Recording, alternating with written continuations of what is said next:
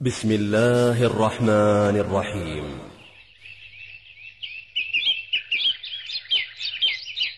ومن أحسن قولا ممن دعا إلى الله وعمل صالحا وقال إنني من المسلمين.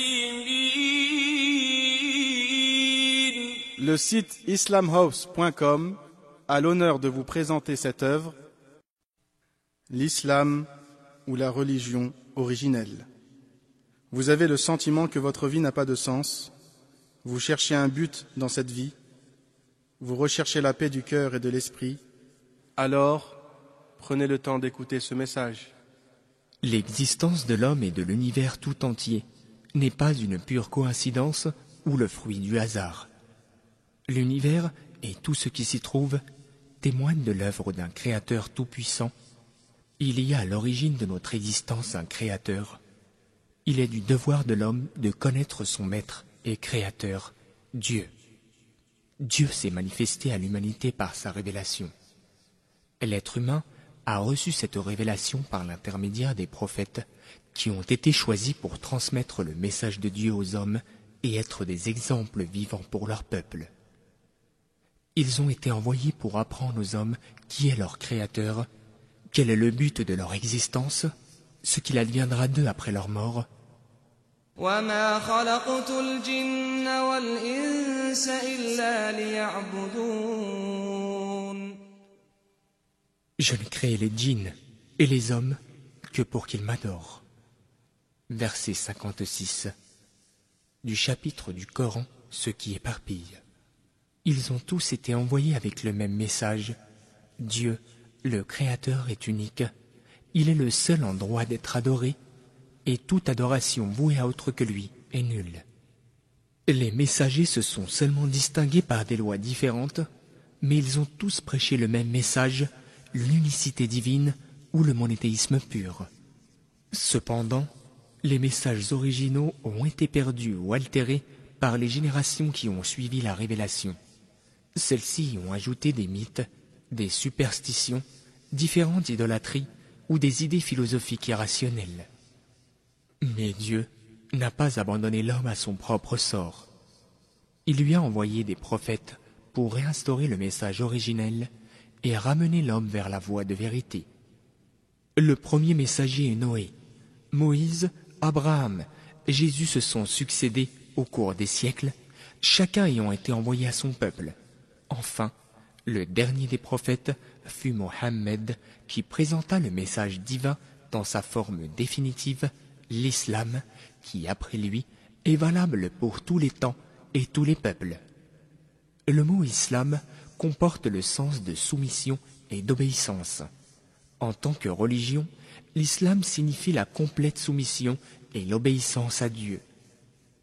La seconde signification du mot islam est paix, ce qui signifie que l'on ne peut atteindre la véritable paix du cœur et de l'esprit et d'une manière générale la paix sociale que grâce à la soumission et l'obéissance à Dieu.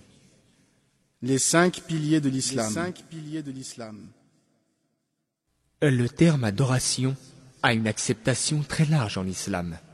Il englobe tout ce que Dieu aime comme action et parole, apparente ou cachée, en accord avec ses enseignements. L'islam considère chaque action accomplie avec l'intention d'appliquer les commandements de Dieu et d'obtenir son agrément comme un acte d'adoration pour lequel l'homme sera récompensé.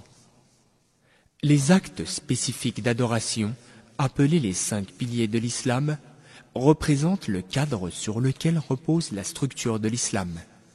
Il s'agit, Premièrement, l'attestation de foi en Dieu l'unique. le monothéisme est le fondement de l'islam. On adhère à l'islam en déclarant sa foi en Dieu l'unique. J'atteste qu'il n'y a pas de divinité digne d'adoration sauf Dieu, et que Mohammed est son messager. La formule en arabe se prononce أشهد أن لا إله إلا الله وأن محمدًا رسول الله. C'est l'acceptation ou la réfutation de cette croyance qui distingue le musulman du non-musulman. Deuxièmement, la prière. La prière quotidienne, 5 fois par jour, est prescrite comme un devoir envers Dieu. Elle est accomplie au moment suivant, à l'aube, à midi, dans l'après-midi, au coucher du soleil et à la nuit tombée. Le musulman peut prier partout, en dehors des lieux inappropriés. La prière est un modèle d'égalité entre le riche et le pauvre, le gouverneur et le gouverné, sans aucune distinction de race ni de couleur. Les musulmans se tiennent debout, unis dans un même rang, épaule contre épaule, en se prosternant tous ensemble devant Dieu dans une seule direction. La prière renforce la foi en Dieu et élève l'homme à un haut niveau de moralité. De même, elle l'aide à purifier son cœur et l'éloigne des mauvaises tentations. Troisièmement, jeûner le mois de Ramadan. Le jeûne est observé par les musulmans chaque année pendant le mois de Ramadan, qui est le 9e mois du calendrier lunaire. Jeûner signifie s'abstenir de boire, de manger, d'avoir des relations sexuelles, du lever au coucher du soleil. Le jeûne enseigne la sincérité et engendre la dévotion. Il développe chez les jeûneurs la maîtrise de soi, la volonté et la conscience sociale. En effet, le jeûne permet de connaître ce qu'éprouvent les membres de la société qui sont dans la nécessité. Quatrièmement, l'aumône légale, az-zakat. Chaque musulman, dont l'épargne annuelle atteint une somme déterminée, doit verser un montant annuel équivalent à 2,5% de cette épargne au bénéfice des pauvres et des nécessiteux. La zakat purifie la richesse accumulée. Elle développe chez le musulman l'esprit de sacrifice et le débarrasse de l'égoïsme et de l'avarice. De plus, la zakat diminue le ressentiment et la jalousie des pauvres à l'égard des riches dans la société. Cinquièmement, le pèlerinage au lieu saint. Le hajj est une action d'adoration qu'il faut effectuer une fois dans sa vie pour qui en a la capacité physique et financière.